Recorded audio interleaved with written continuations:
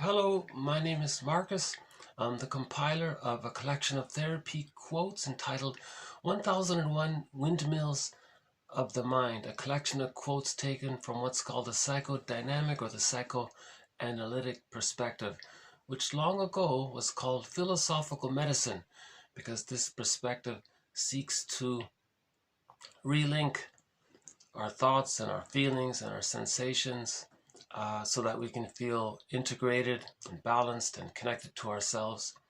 These quotes seek to, or this perspective aims to heal the inner child, to heal memories, to unpick the threads of a traumatic script and use those threads to weave a new, healthier script. They're helping us to be our own caring witness, because grief is healed when it's witnessed by a caring other, and we can be our own caring other. These quotes give us the knowledge to help us to do so. In the process, at the same time, these quotes are helping us to be our own existential detective, to help us make those links, to help us identify to recognize that we're using defense mechanisms, maneuvers of the mind to deal with anxiety. Which maneuvers of the mind are we using and why? When did it begin? And can we understand that the reason we're using these, can we understand and appreciate and feel the reason for why we're using these defense mechanisms to deal with the anxiety of a painful memory? Right? So these quotes are helping us to be our own fisher person. One metaphor is that the unconscious is like the ocean, and if you bring up a fish from the ocean, it resembles bringing up something that you don't know about yourself and making it conscious.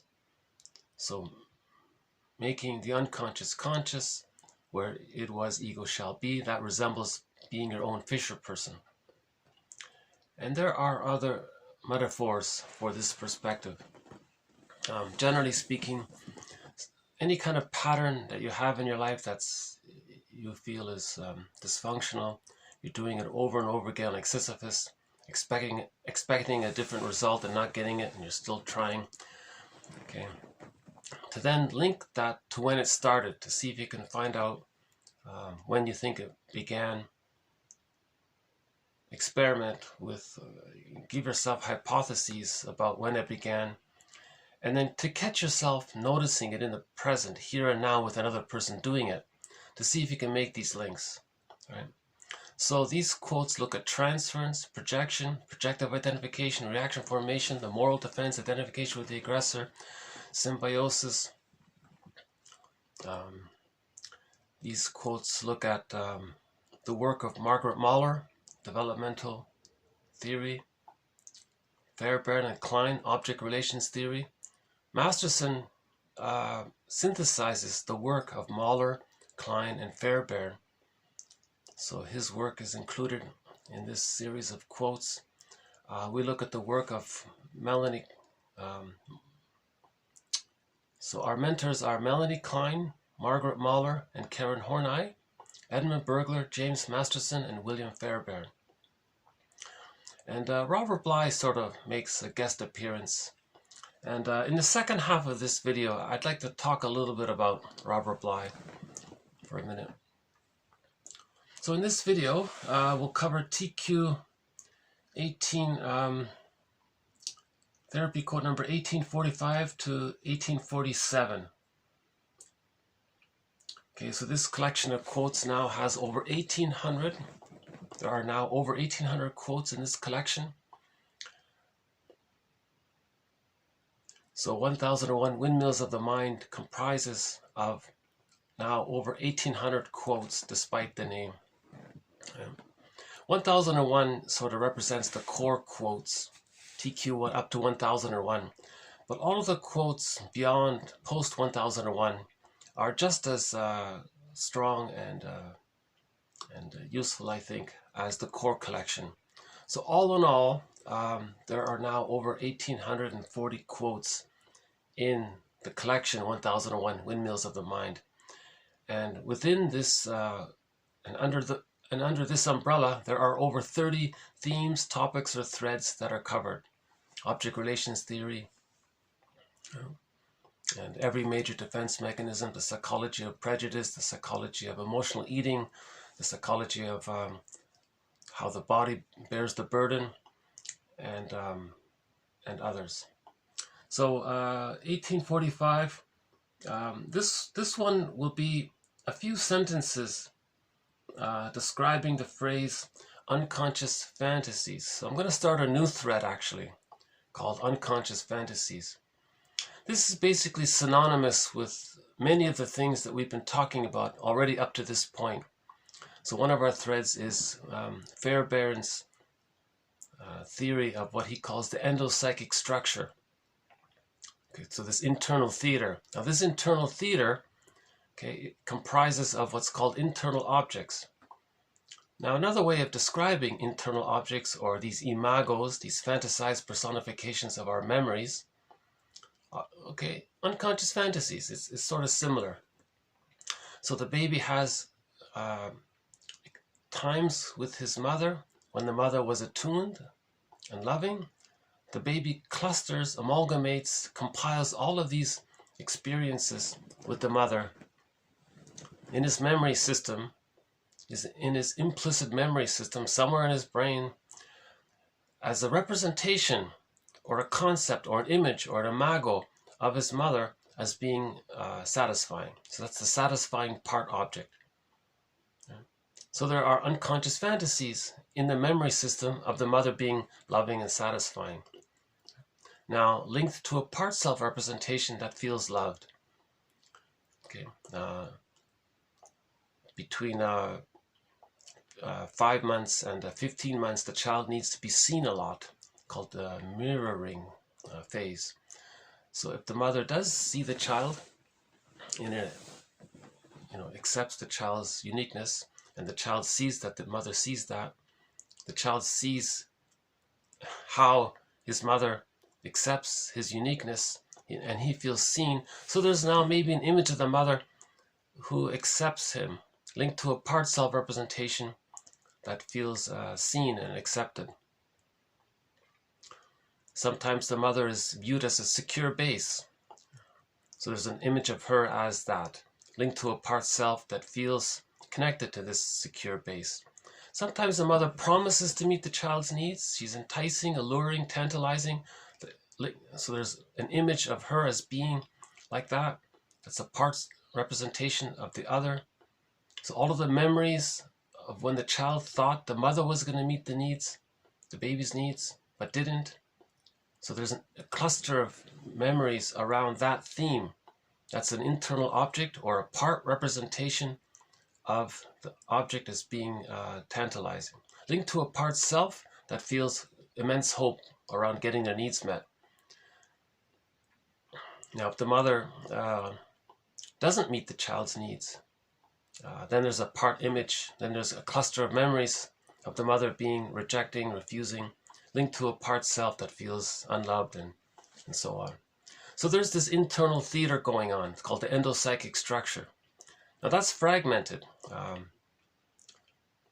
By the age of 3, with enough love, the theory is it gets sorted out. The image of the mother is whole, and the image of the self is whole. That's called whole object relations. There's differentiation and wholeness. That's called a psychological birth. The child gets the key out from under mother's pillow, and then he has access to the real self part of him. But if the frustration with the mother outweighs the love with the mother, the child still has a lot of fragmented memories, and these memories are boxed and compartmentalized. Okay, so that leads to splitting. So this image of the mother as being loving, the image of the mother being frustrating, and they're separate. He keeps them separate. That's splitting. That's a severe case of developmental trauma, because if splitting is still being used after the age of 3, he doesn't have whole object relations, he doesn't have access to the real self and the capacities of the real self. One of the capacities of the real self is that it allows the person to mourn losses. So splitting precludes mourning, prevents mourning. If the person doesn't mourn losses, that leads to complicated grief, pathological nostalgia, melancholia, nervous breakdown, soul loss. Right. There can be delayed onset of developmental trauma that can lead to symptoms of PTSD, and the person ends up as a curmudgeon late in life, not an elder. So in normal, natural, healthy development, the child temporarily creates these fragmented images of his mother and himself, but with enough love, they get sorted out into whole object relations. But if the frustration with the mother outweighs the love, that's called an insecure attachment style.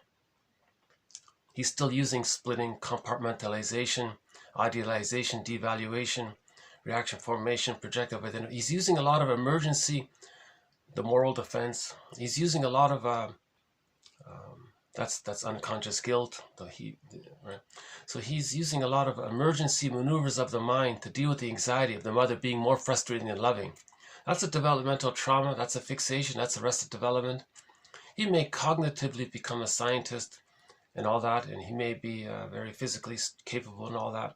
But in that psychic, emotional, felt sort of in this invisible world, right? His psychological self is fragmented. He doesn't achieve the psychological birth.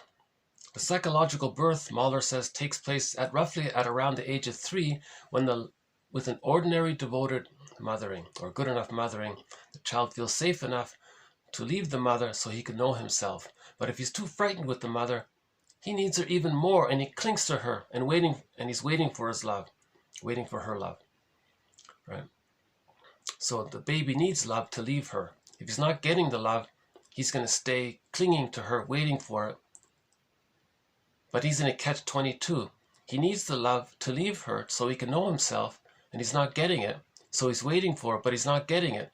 So he can't be himself. So he's in a catch-22. Right? So associated with this catch-22 is the use of all of these infantile, immature defense mechanisms around the insecure attachment style, arrested development. So that prevents the psychological birth. That means he doesn't have access to the real self. The real self, right? That's maybe like having one's golden ball back, or the firebird, or the embodiment, the ontological security, a sense of self. There's the internalized good object, the holding interject, the plumb line to the self.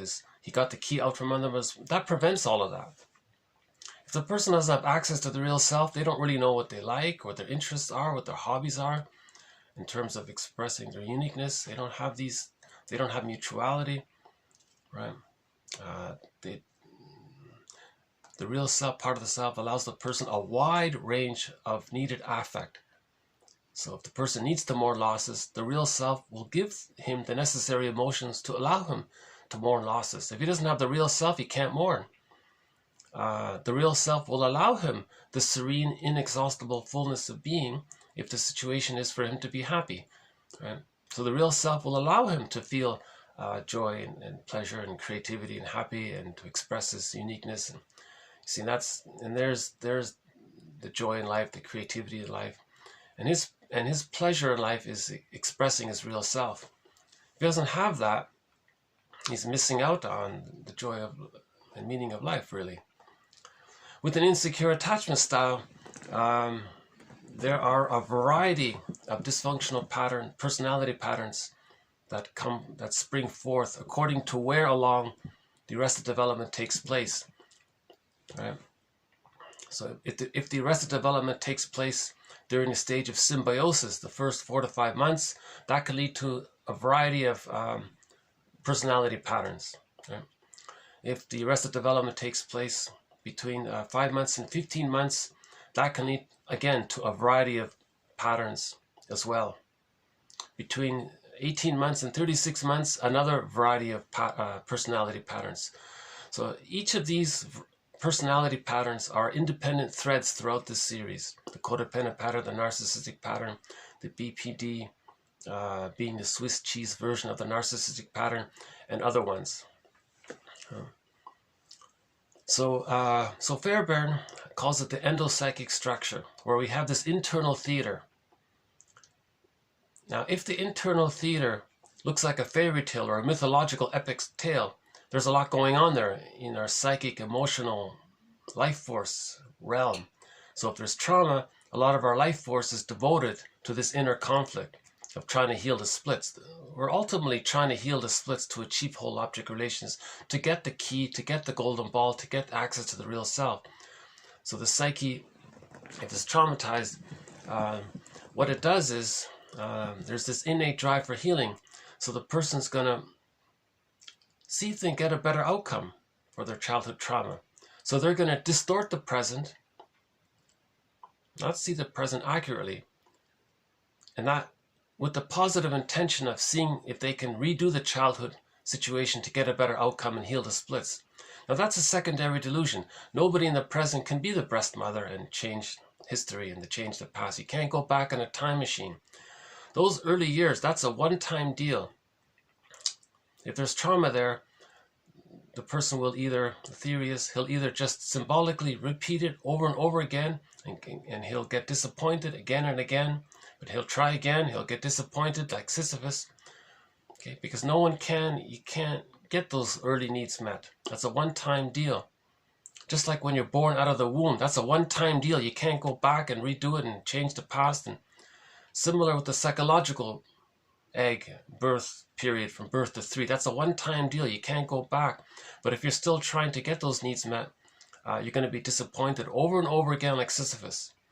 So that's a thread in our series as well, this thing called repetition compulsion, around the repetition compulsion of disappointing ourselves, and linked to that is our thread on unconscious guilt.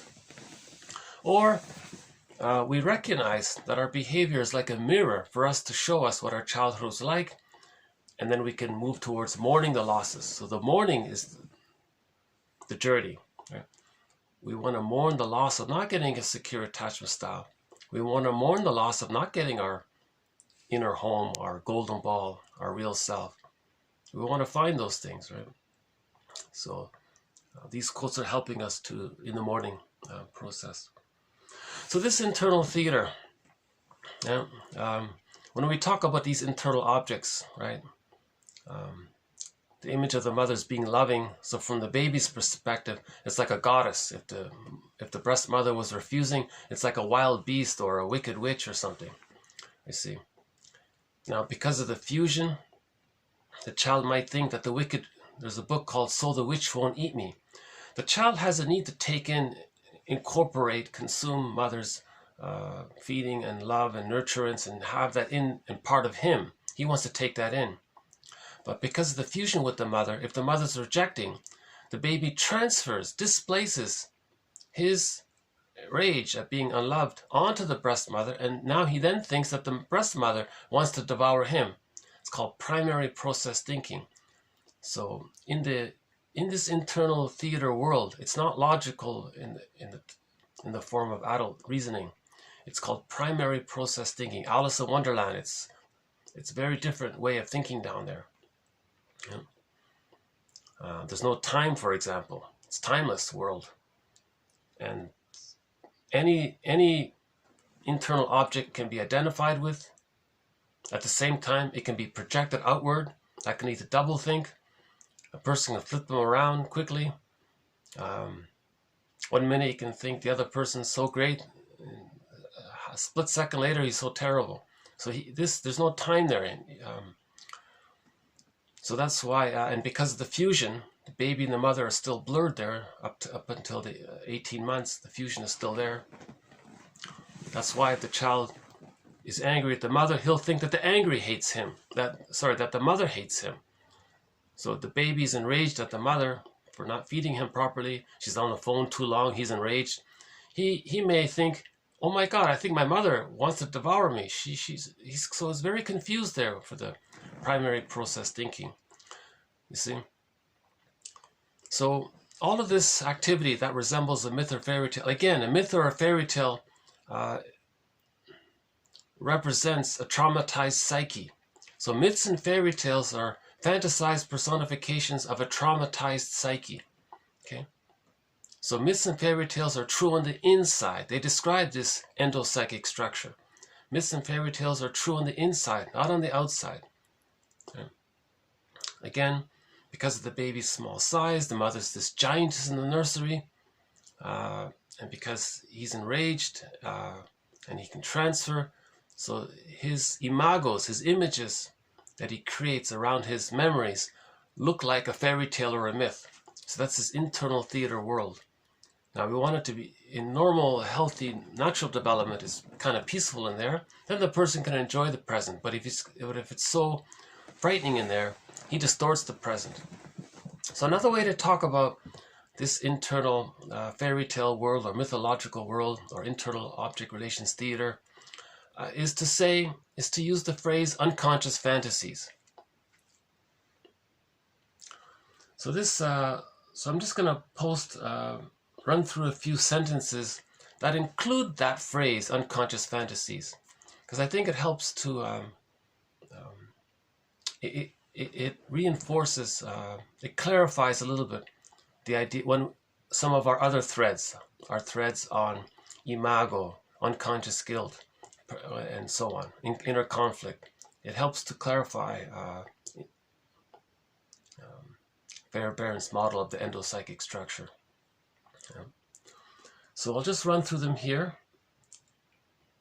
The first one says, the therapist says, my aim is to understand the unconscious fantasies underlying the client's present complaint. So the client sees the therapist. Again, I've given my disclaimer numerous times. I'll just quickly do it again here. I'm not a therapist or a professor or a doctor or any of these kinds of things. I'm the compiler of these quotes. And so that's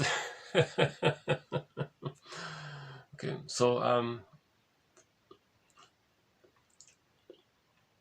why don't I just run through these quotes that take a look at this phrase, unconscious fantasies. What does that mean, unconscious fantasies? Okay. So we have, if the child has an experience and it's painful, he can't feel it. It's not magically disappeared. It's in his brain somewhere. So he has these repressed or forgotten or unformulated. He has what's called thoughts without a thinker. He can't think it because it's too painful.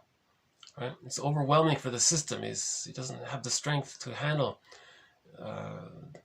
If the mother's on the phone for 5 minutes, the child might think he's being abandoned. He might starve. Like, he doesn't get it. Right? The child can't accept that. It's too terrifying. It's like that painting, The Scream by Edward Munch. He can't do that. It's too much. So the ego, the thinking part kind of shuts down, so to speak. But he has that feeling of that Munch Scream painting. It's in there. But he can't think it or feel it, so it's repressed. So by the way, Sarno says that Scream painting, that unconscious rage, leads to physical symptoms as a distraction away from those feelings. That's a separate thread, by the way. But we did 3 videos on Sarno's work. I know he's very popular, so if you're interested in Sarno's work, look back about 2 weeks worth of videos. You'll find them. There's a search engine in this YouTube channel. Just type in Sarno, you'll find the videos. So that's one way of saying it. The person has his complaint in life. He feels that something's missing. Well, let's look for the unconscious fantasies. Okay, they are a derivative of the unconscious memories that couldn't be felt.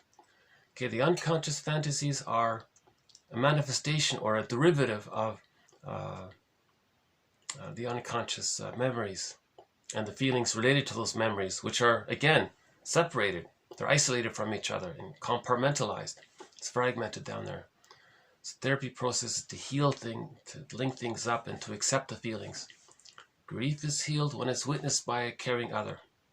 So this knowledge helps us to be our own caring other, because if we understand what's going on, oh, okay, that you see, that helps, right?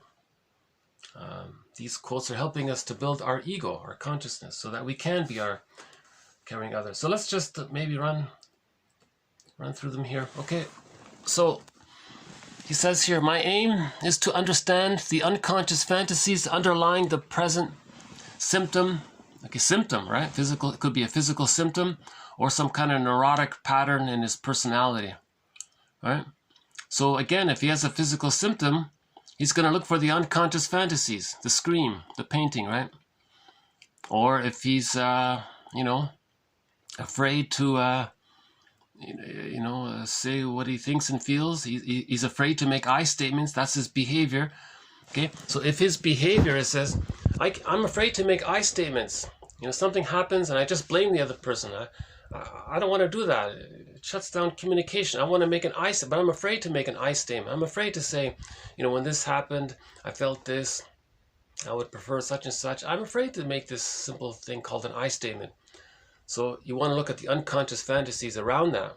The unconscious fantasy might be if he expresses some kind of vulnerability. He's triggered of when he was a baby, when he had a need, his mother squelched his need and he felt pain. That's why in the present, he's afraid to make I statements, to say what he honestly feels. Because when he was a child, he said what he honestly felt when he was a child, and the mother rejected it. And that's being replayed. Right? So that's his idea there. The analyst makes the client aware of how unconscious fantasies intrude upon conscious experience. Okay? Leading them to misperceive and misinterpret what is happening. Okay? So there's the influence of the childhood past into the present. Unconscious fantasies intrude upon conscious experience.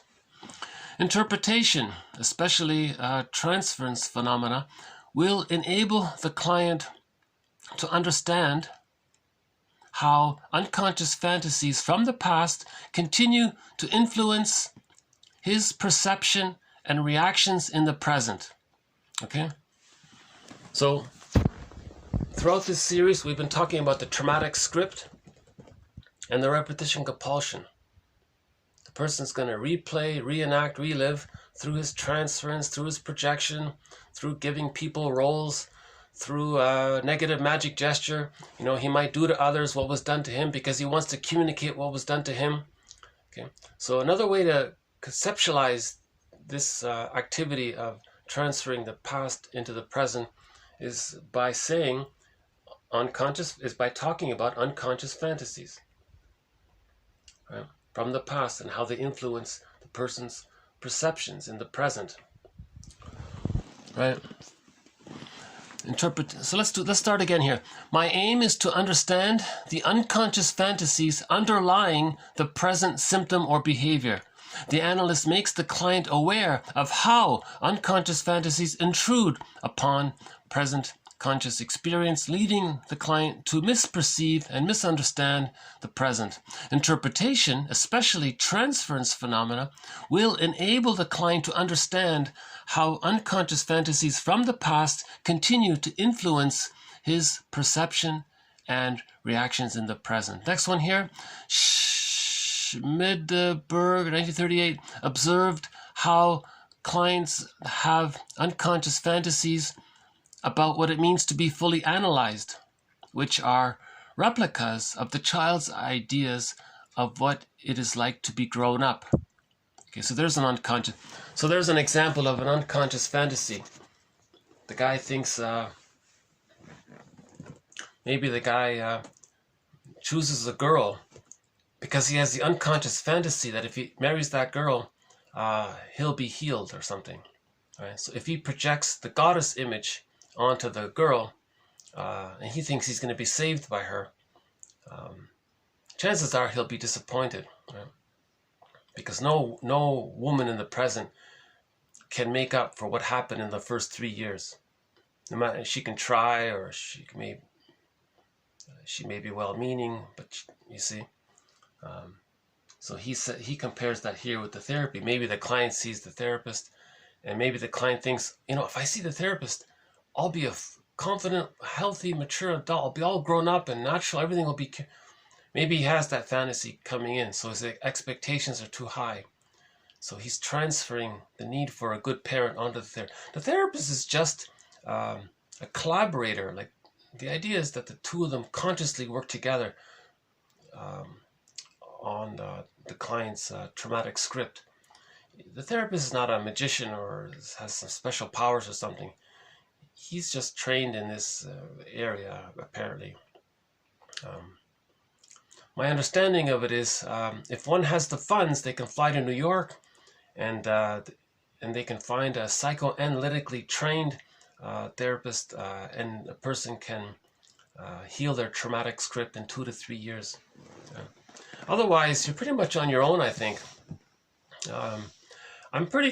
It's not in Canada. It's very rare to find this people specialized in this perspective. That's why I was so thrilled to find this comic, Psychoanalysis. By the way, I've mentioned this several times, but in 1955, there were 4 issues of this comic, Psychoanalysis. Okay. Now, this isn't just some, entertainment. This is actually the therapy process demonstrated, put into the comic book format. So it's serious, it's educational. This is an educational tool about the therapy process. Now, 2 years ago, they bundled up these 4 issues into this book. It's available online as well. And all in all, there are 12 therapy sessions covered throughout the 4 books. So they did 4 sessions with this Freddie guy, 3 with Ellen, that's her there, and 5 with Mark there. This is the best introduction to the psychoanalytic, psychodynamic therapy process there is. I have this fantasy right now in my mind once again. There are 12 sessions for 1955. That's 1 a month. Oh my God. Can we bring this? I think this would be an immense... I think we should have one of these a year, put it this way. Every year we need 4 issues of this to come out. This is very valuable. This is jam-packed with psychology, wisdom. It teaches this therapy process. In a very short time, you'll understand about transference, dream interpretation, projection. Freddie was on the verge of becoming the Iago character, so you'll understand the psychology of envy and greed. She had unconscious guilt and social anxiety, and Mark had a lot of issues as well. So these were 3 very dysfunctional, troubled. See, on the back there it says here, Tales of Inner Turmoil. On the top it says, People Searching for Peace of Mind Through Psychoanalysis. Again, the complete psychoanalysis, issues 1 to 4. It's only $15 online. So it's a great value, by the way. So this is immensely underappreciated, the psychodynamic perspective. Unbelievable. It's immensely, this is, I think, I mentioned Robert Bly. I'll mention him a little more at the end. Robert Bly has a zinger. He said, Jung and Freud were mama's boys, and that has thrown psychology off from the very beginning. He thinks, and many people and others think, that the founding myth of psychoanalysis should be the story of Orestes. In that myth, Orestia, the guy, metaphorically separated from the mother. Okay? So if the mother's love is not available, the child is fused with the mother. How does he separate? That story does it. The other story is the Odyssey. So Orestes and Odysseus are 2 good examples of, they are really, truly the founding stories about psychoanalysis. They demonstrate the man's need to separate from the mother. Okay. We have a thread on why there's a problem with this, why this takes place. Okay, some mothers are trapped in their existential dilemma. Some mothers weren't able to separate from their mothers. So when they have a boy, they might not love their sons because the mother wants to communicate or show their mother what happened to them through their behavior. So it's as if a mother says to her mother in the mind, look, mother in the mind, I'm not going to give the love to your grandson because I want to show you how you didn't give the love that I needed. I'm going to pass it on to show you. So she's stuck in her anger towards her mother, so much so that it's more important for her to express her anger at her mother. She's so angry at her mother, she doesn't have the love to offer the child. So that son doesn't get the love he needs. The more the mother's love is unavailable, the more the son clings to the mother. He becomes a mama's boy, stuck there waiting. So Orestes said he wants to... oh, we got a bird here. Hold on a second. I think we saw some... Oh, okay, no, okay.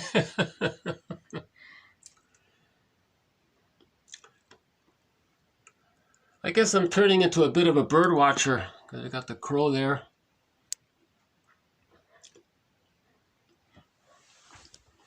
You know, there's a news item that there's an eagle around here somewhere, but I haven't seen it yet.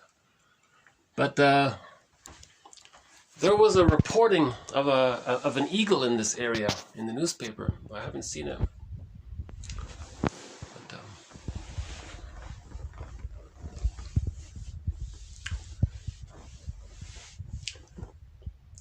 if you watch some of the earlier videos, you might see a Canada geese, a heron, lots of crows and seagulls, a few blue jays. I really enjoy the connection to nature. Yeah, so yeah, we'll go back to Robert Bly at the end here.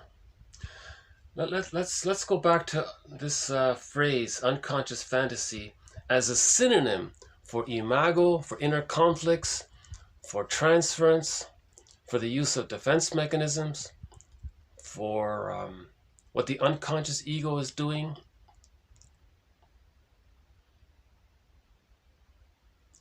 So in other words, unconscious memories influence us. That's the question. Can we consider that question? Is it the case? Is there such a thing as unconscious memories? If we consider that, if we say fine, so what? Well, then we ask ourselves, do they influence us? How do we know?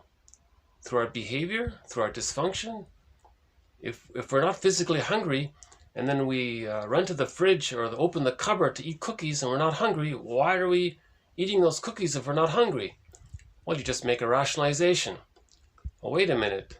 You're not hungry, so then you question that rationalization. So, okay, well, there's unconscious feelings of loneliness. And you want to trick your brain to make you feel safe, to give you serotonin so you feel safe. So you unconsciously felt abandoned in that moment, so you ran for the cookies. So what caused this mechanism of where we engage in that activity of emotional eating if we're not physically hungry? So the theory is, well, we can say we were triggered. Triggered to what? Triggered to the memory. Okay, now those memories have expressions. The memories express themselves. How do those memories communicate themselves to us to get us to act and eat those cookies? So the medium is the fantasies, the wish fulfillment or something. I don't use that phrase, but anyways, let's go on. Let's see if we can develop this a little further here. Hold on. Okay, dysfunctional living appears to be caused by a constant open psychic wound.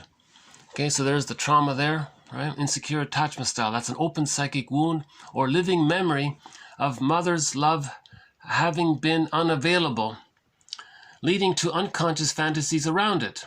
Okay, so hence the unconscious anxiety fueling dysfunctional living. In other words, there appears to be a link between unconscious fantasies and dysfunctional living, which, if made conscious, can reduce or allow one to no longer feel a need for dysfunctional living.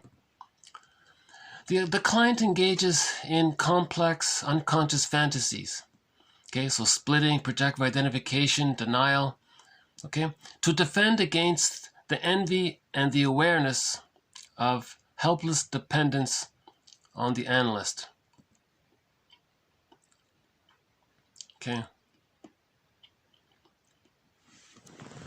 So, okay, in the case of envy, hatred of the good, the mother's good, the child didn't get it. The child associates too much hate and anger around goodness. Now, if the therapist steps in, he's sort of symbolic of goodness in the sense that he's going to help the person. Well, that's good.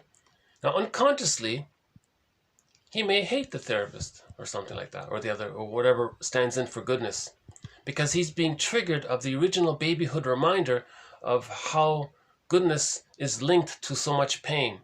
So he's afraid, of course he needs the goodness, but the pain is so great, he ends up identifying more with the hate than with his hope for love. That's the envy. Envy means hatred of the good. Okay, so the original memory is that the child was severely rejected and punished or abused. The mother was using the bottle or the schedule, or she was on the phone too long. So the baby, if that was a chronic pattern with that mother, then he may end up like Freddy there in the cartoon. So that's what happened to Freddy. Freddy and Mark had those problems. They had a lot of envy, those two guys there. Fictional characters, by the way. Yeah, so we could say something like greed. That'd be based on unconscious fantasies. What are the unconscious fantasies? So in the case of greed, the child's concept of the breast is an inexhaustible flow of goodness. He needs an experience with this inexhaustible flow of goodness so that he feels, so that he can internalize the good times at the breast, and it becomes part of his neural network, and now he feels safe within himself. That's what he's looking for.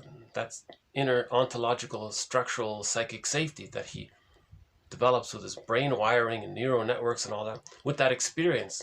But what he needed was his perception of what led to that was an inexhaustible flow of goodness. Now he didn't get that time.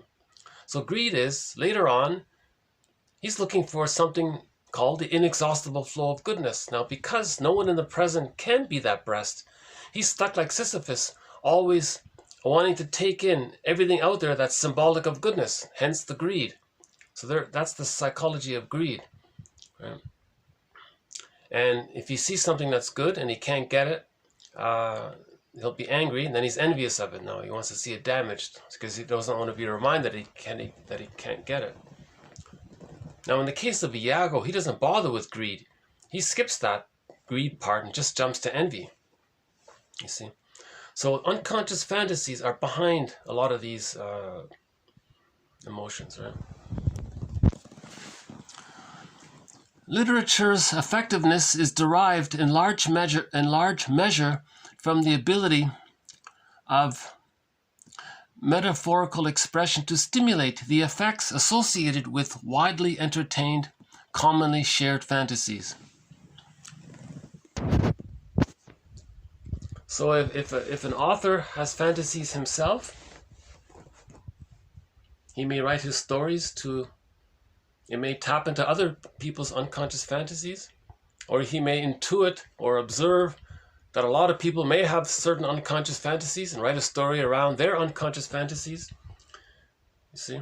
And they may be drawn to that story because it expresses their unconscious fantasies. And the reader might say, oh, there's something uncannily familiar with this. I don't know what it is, but I can't help it. I want to read this. Whatever it is, right? You see? It's uncanny because he's articulating something he's feeling but is not aware of. He has these unconscious fantasies, but he's not aware of it. The author is sort of aware of it, and he describes it, and that's why the reader is drawn to that novel, right? Okay, like art, mythology. Myths have their beginning in the sharing of derivative expressions of unconscious fantasies. The universality of the themes encountered in mythology corresponds to the universality of certain unconscious fantasies.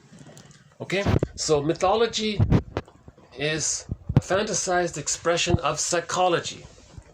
Okay, mythology and fairy tales were the psychology for us for thousands of years. Right? Before the jargon, we just used these stories. Now we have jargon to help us to be more conscious. So it's an advancement. We're developing, right?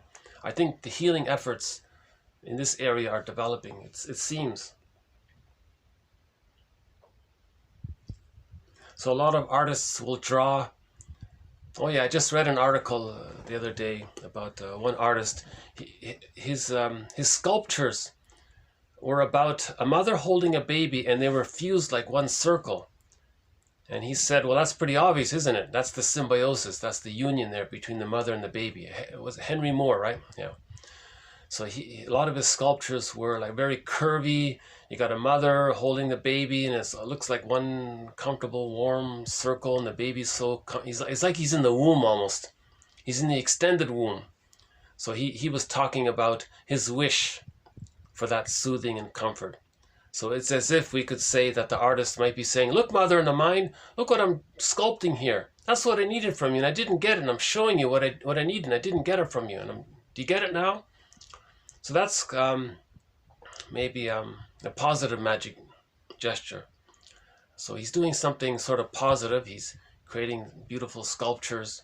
So he's sublimating, doing something helpful. Right? That's a positive use of his communication with his mother.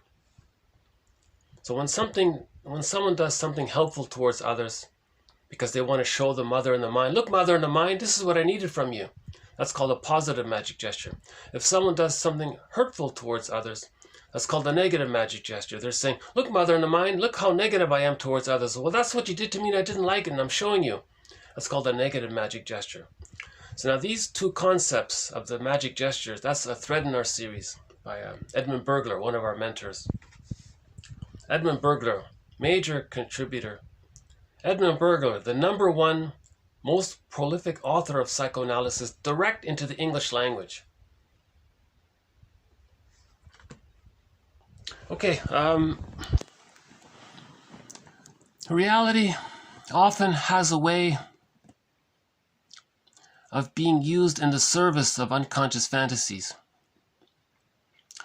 Her sense of being an exception and her capacity to develop special fantasies were surely aided by her great wealth.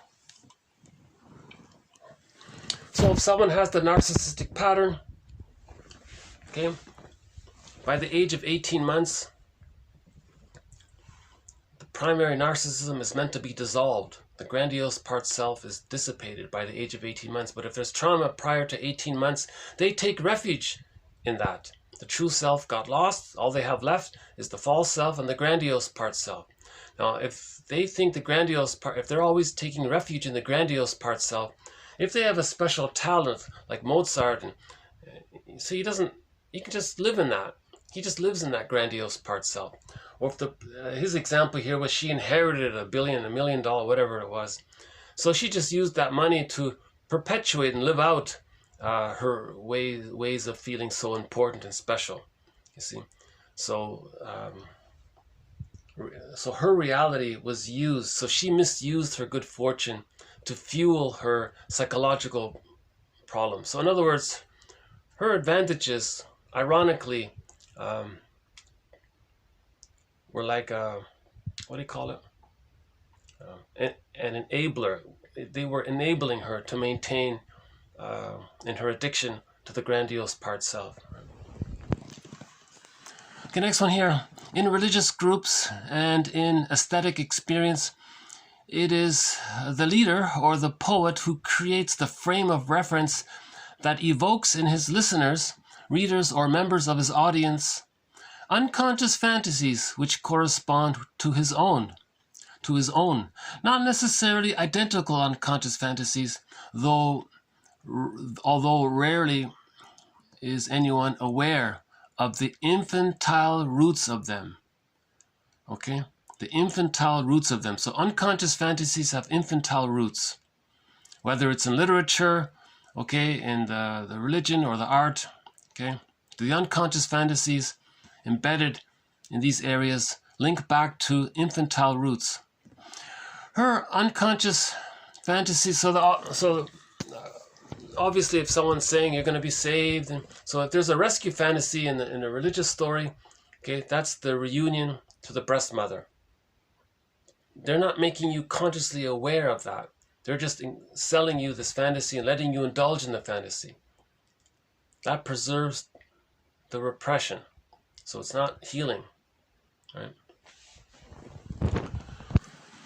It's making you feel better for the moment, but not helping you to get better. Right? Okay, the next one. Her unconscious fantasies centered about intense wishes for a symbiotic partnership with her mother. Okay, so symbiosis, that's a major unconscious fantasy. A lot of these love songs are fantasies about fusion, symbiosis with the beloved other. We're one, we're going to stay together all the time, do everything together, never be apart, and always be there. Like that kind of fusion, you see. So a lot of unconscious fantasies are related to how a certain percentage of children didn't get their symbiotic needs met. So it's an open wound. So the baby's crying, where's my mother? Where's the safety with my mother?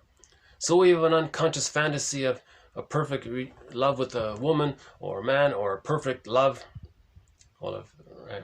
Or a perfect love with a fantasy figure. That's what religion does. Right?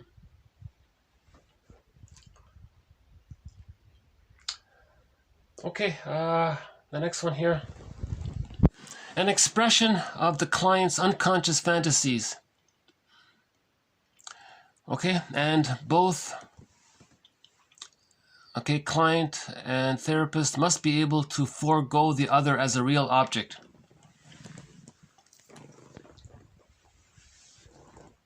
Okay, so they're conscious that the two people are dealing with the past. Right? That's what they're working on, healing the past, healing the inner child. Just focus on that. Don't think that the therapist in the present is going to be your parent or make up for what happened. That's not how it works, right? In the psychoanalytic perspective, that is. Okay, next one here.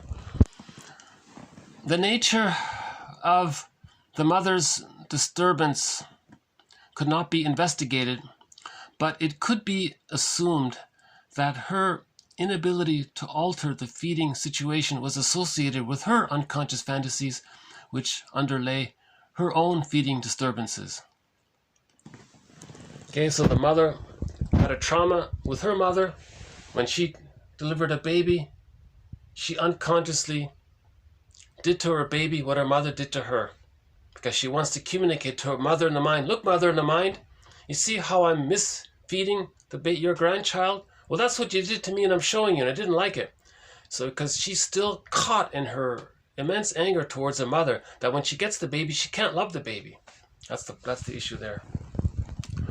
A client's unconscious fantasies will often picture the therapist in a motherly or fatherly promising role. There's the unconscious fantasy, right? Rescue fantasy.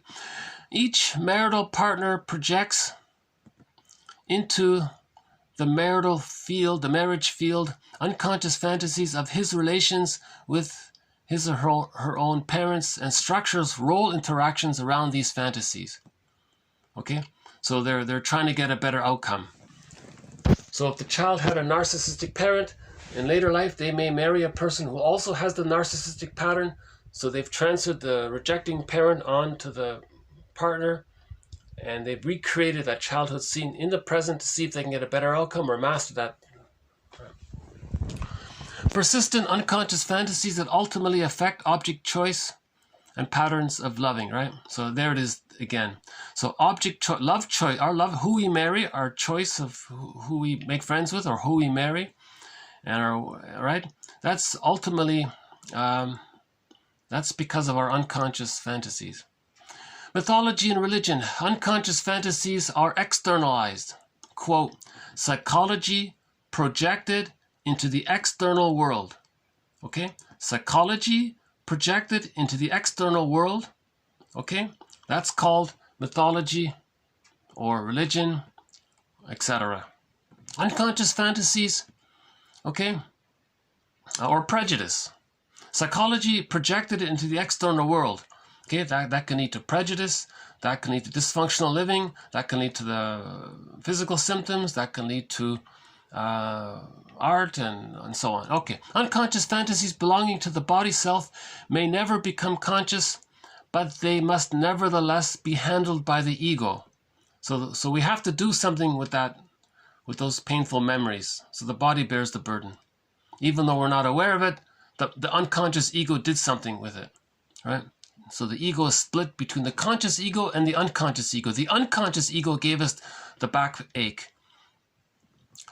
Okay, Sperling 78 believed that symptoms are symbolic representations of unconscious fantasies. Again with Sarno, right?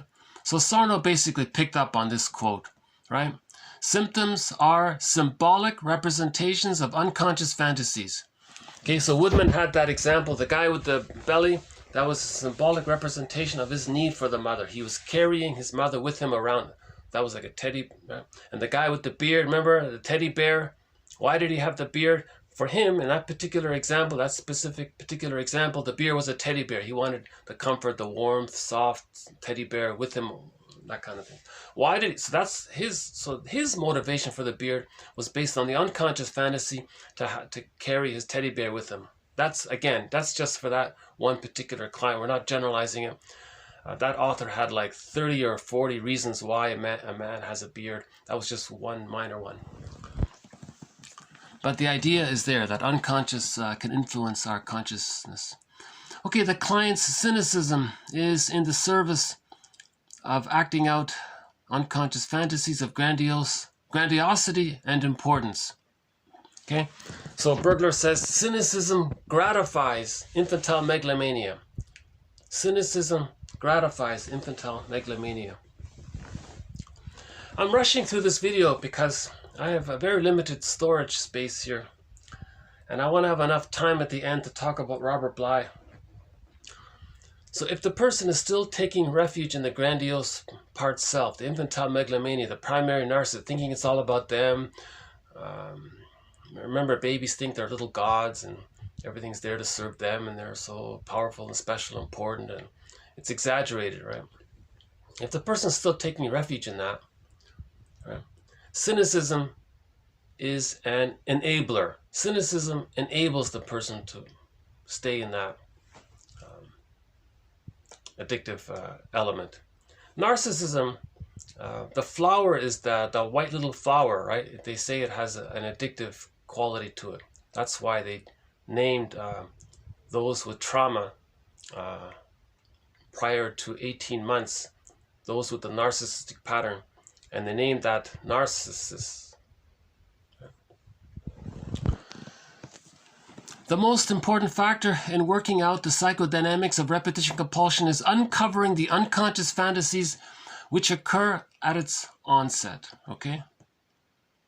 So that implies that if we can accept our unconscious fantasies, okay, then we can heal Sisyphus. So these quotes are helping us to heal Sisyphus. When Odysseus was in the hell scene and he saw Sisyphus in that underworld. When Odysseus looked into Sisyphus's face, he saw that it was his face. That's a metaphor of recognizing that when there's trauma, we're like Sisyphus. Interpretation of so-called unconscious fantasies. Okay, inferential formulations, which are at best approximations. Okay, an important point here. These are inferential, okay, we're doing this by inference. We're just guessing here. We're just guessing by inference. We're just making best guesses, I guess, looking for patterns. So what are the inferences here? So inferential formulations, which are at best approximations. So if the client is behaving in a certain way, the therapist might say, through your behavior, you're showing me what your childhood was like.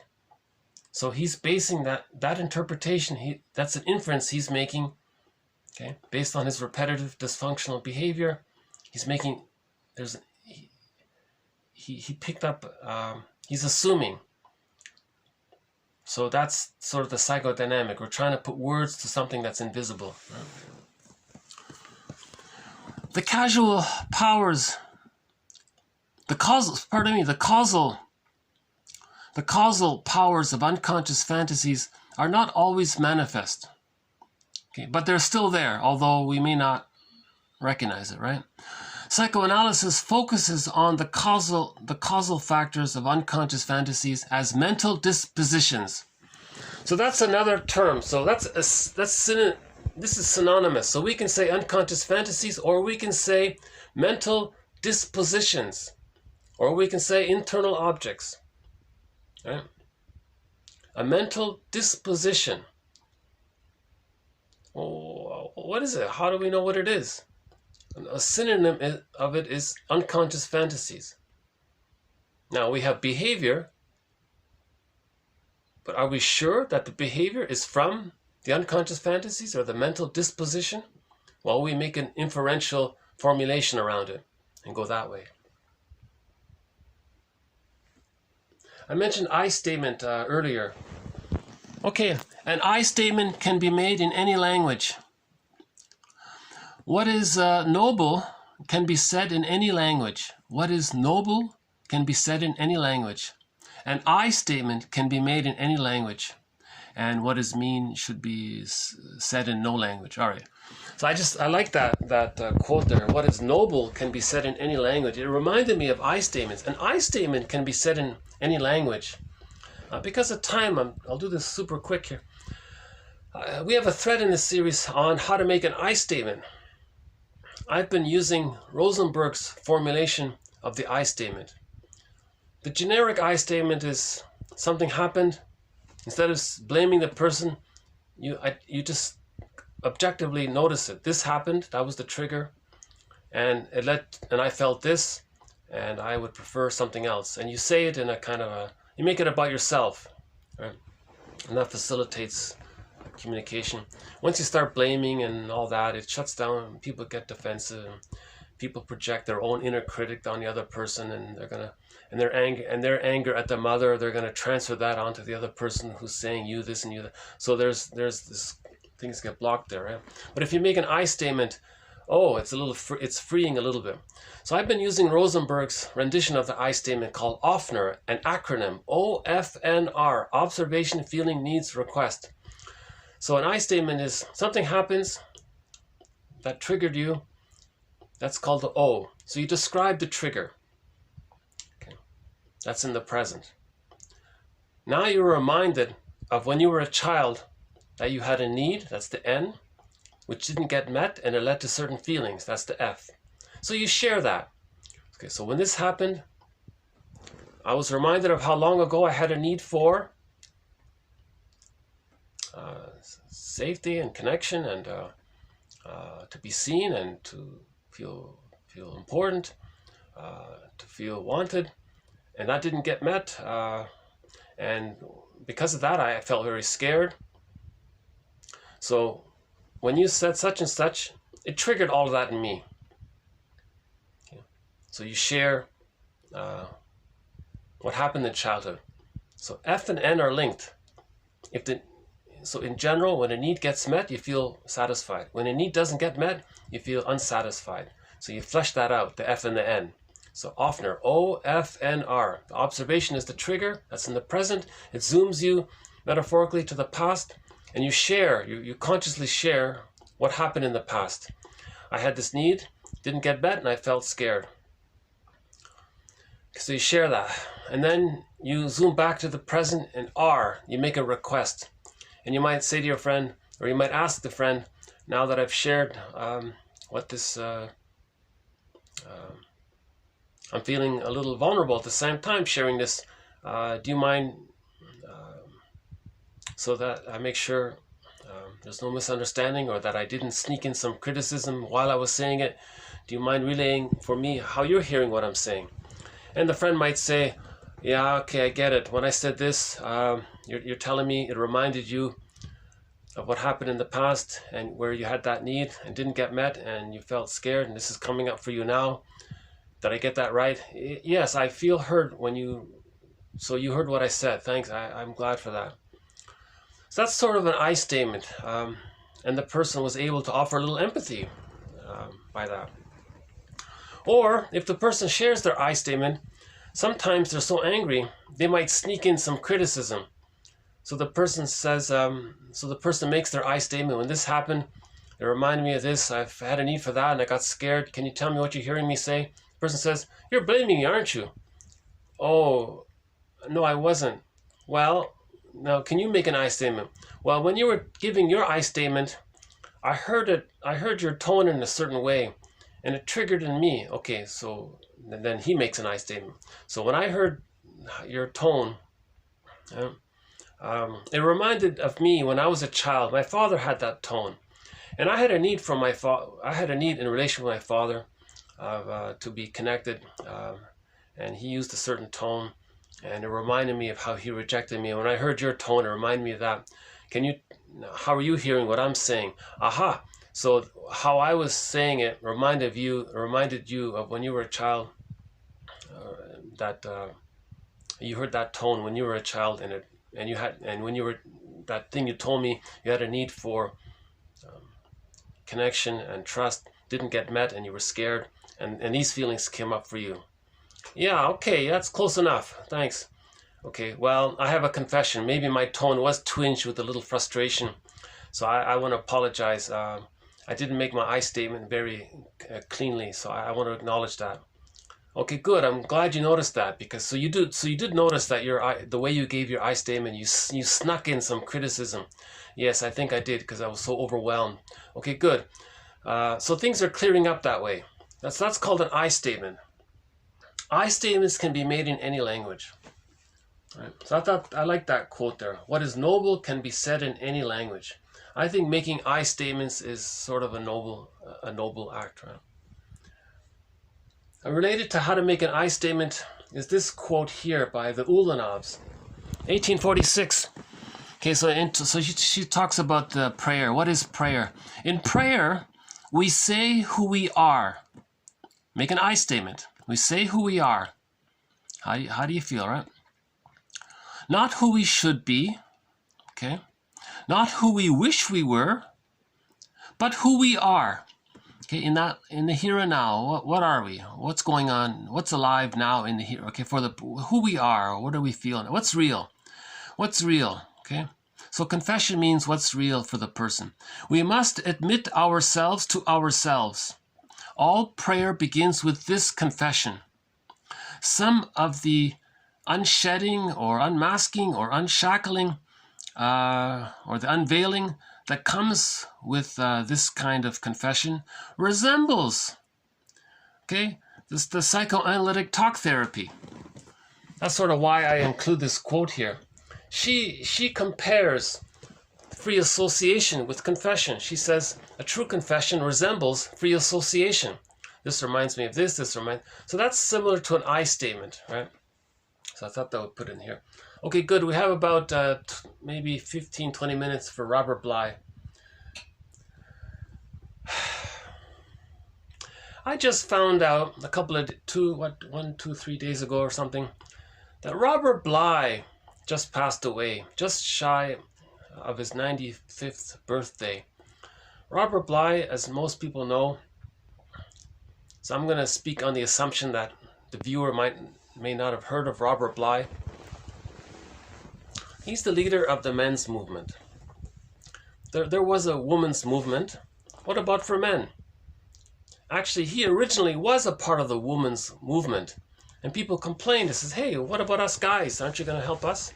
You're helping all these women. So he's, okay, good. If you're interested, that's great. So then he created these lectures and workshops for men. And the book around it is called Iron John. It's a psychological interpretation of the Grimm's fairy tale, Iron Hans. He called it Iron John.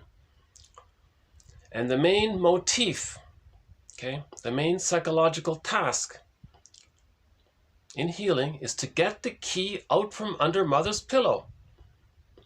Okay, so Robert Bly says by the age of 5, so much of who we are, our vitality, our feelings, our true self, our real self, the capacities of the real self, it gets lost. It gets put into this bag that we drag behind us, and we spend the rest of our lives trying to get it back. Now our golden ball, it's in the bag. At the same time, it's in a cage. The cage is locked. Where's the key? It's under mother's pillow. Where's mother's pillow? You have to create mother's pillow. Now, mother's pillow is a symbol for if you are able to forgive your mother, you can see her as a whole person. If you can't forgive her, you're seeing her in split images. All good and all bad, and they're separated. And you can't get your golden ball. You can't get the key because you need the pillow. The split images, that's not the pillow. To make the pillow, you have to see both sides of the mother. She was loving and frustrating, and hold it and accept that the two are one person. That's very difficult to do. But if you can forgive the mother, I think the quickest I like one author's example. He said, had your mother, ask yourself this question. Imagine if your mother had a happy childhood and got lots of love, and she was fed properly and she felt secure in her childhood, and all these horrible things didn't happen around her, and she had a sweet, good enough, loving home, and she received lots of love and had confidence, and she smiled, and she was radiant herself, and was creative, and she expressed her uniqueness, and she had a loving environment. If your mother had a happy childhood, isn't it fair to think that she would have shared and gave her love to her child? So in other words, she would have if she could have. Now, despite the fact that she couldn't, she still managed to sneak in some good things. That's Bruce Springsteen's point. If you look up the song Independence Day, Bruce Springsteen in Toronto, listen to his introduction. He talks about this a little bit. So if you can get to the two sides of the mother, not over-idealize her and worship her and put her on a pedestal as some kind of goddess. That's a reaction formation that she was very rejecting. Okay. Now, if you accept that she was very rejecting, and that's all you do, that's still splitting. You don't have the pillow. See, a pillow is like the shape of a pillow. It's a round circle. It's whole. So you want to create an image of the mother as whole. So you got to bring the two sides. Woodman calls it holding the tension of the opposites. The love and the appreciation and the gratitude you received, the love you got, and your anger at the disappointments. Can you bring it together to form a concept of the mother as a one person, an ordinary person who was loving and frustrating? Can you accept that? If you can get to that point, okay, then you get the key out from under mother's pillow. That opens the cage and you get your golden ball. So Robert Bly talked a lot about, his main message is we've got to get the golden ball. In The Frog Prince, similar idea. The golden ball was down in the well. The girl had to kiss the frog, brought up the golden ball. She had to accept the frog. She had to kiss the frog. That means accepting all of the ickiness of it all, right? The shame. Robert Bly said it's shame. If you accept that the feelings around losing your true self is shame. It's symbolized by the frog, slimy, wet, dark. Somehow that association was there in the fairy tale. Remember, these fairy tales were created 10,000 years ago or whatever. So Robert Bly, that's his one book, Iron John. His second excellent book, I think, is Sibling Society, lamenting the fact that we're all like, we don't want to grow up. We're all like little kids and teenagers all the time. So we're like sibling society, talking about that. And his third book, I have it here, his third book in this area was a sampler. This was just a sampler called More Than True, Robert Bly. So, and he just briefly mentions 6 or 7 stories here from the Grimm's Tale. So he does a very sort of brief psychology interpretation of these tales from the Grimm's collection. And the fourth one is The Maiden King with Marion Woodman. So The Maiden King, More Than True, Sibling Society, and Iron John. I think those are the main books from Robert Bly in terms of the psychology of healing. All of his other books are more about his own personal poems. I've sort of put that aside. I'm keeping them kind of separate in a way. So this series looks more at the psychology contribution to the psychoanalytic perspective. So Robert Bly made a contribution to the psychoanalytic perspective. That's why he's sort of a guest mentor in this series.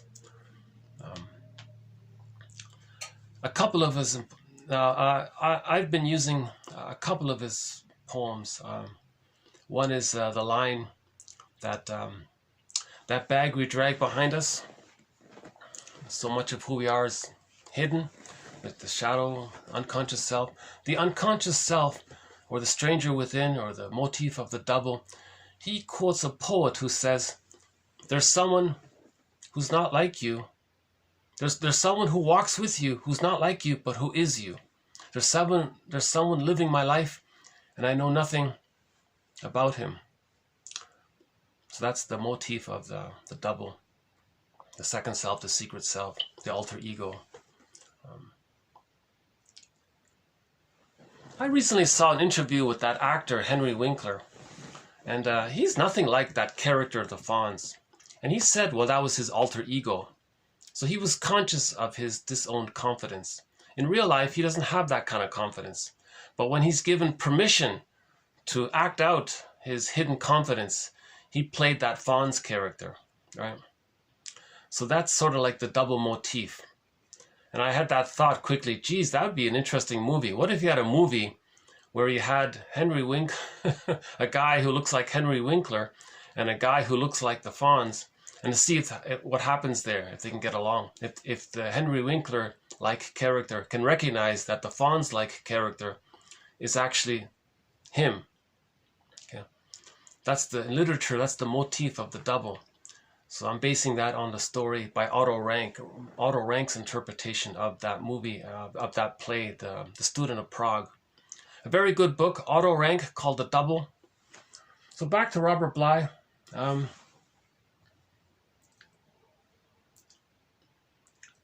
Yeah, a huge loss. So here's a picture of him here. So this is Robert Bly, reading from one of his books.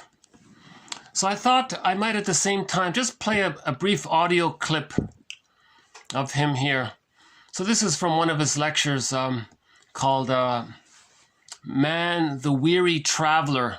So I'll just play maybe about 5 minutes of it. And he joked about a bookstore. He said, I want to name a bookstore, Man, the Worried Man's Bookstore. The Worried Man's Bookstore. So it reminded me of this, Man, the Weary Traveler. Let's just play a bit of this. So thinking about the masculine, there's 6 little things I thought about. First of all, what's your relation to your mother like? Have you gone through that? William Blake says, that the mother is the one that's entangled us in this life, and we're not sure it was a good idea. And she's responsible. She doesn't seem to know this. So there's a big thing going there between your anger against your mother and your gratitude towards your mother. And somehow it's easier with some mothers than others, but it doesn't matter. It's a part of the whole masculine psyche, and you need to spend time on it. When you do it is your business, but sooner or later it's got to be done. And then how about your relationship with your father? I mean, the father stands for completion, stands for, connection with the world, accomplishing something in the world, getting off your ass, straight lines. So how are you with your father? There's more and more, with me, I can just tell you very swiftly, my father was a farmer and he was a good one, but my brother was older and he wanted to be a farmer, and so my father and my brother made a connection with each other, and I was left. The only one left was my mother. So it is good that she adopted me, so to speak. I became her son. I'm a mother's son, not a father's son. So, because I did Iron John, who says, oh God, he just only cares about his men. I said, no, and on the contrary, I taught women for years, and I had to work my way into the men's world. I had to work in things that my brother would have known intuitively, I had to figure out. And I was afraid of men. And so, so this has been a long, slow process with me. I love the whole kind of thing. I just love this, getting to know men better. And my life would have been very different if I had been the favorite of my father, but so what? You know, so he had a shitty childhood, so what? Maybe you'll have better luck next time.